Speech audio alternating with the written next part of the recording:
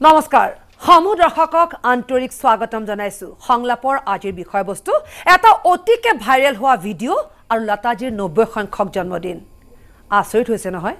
আচৰিত হ'বলগীয়া এক অনুষ্ঠান আজি আপোনালোকলৈ আগবঢ়াব বিচাৰিছো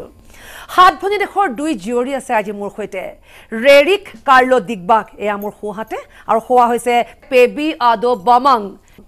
এই দুগৰাকী অৰুণাচলৰ জিয়ৰী ৰেৰিক জি হাৰ্দিক স্বাগত Thank you. गाने से स्टार्ट करते এই দুগৰাকী শিল্পীয়ে এই দৰে আসলতে ইয়াৰ পূৰ্বে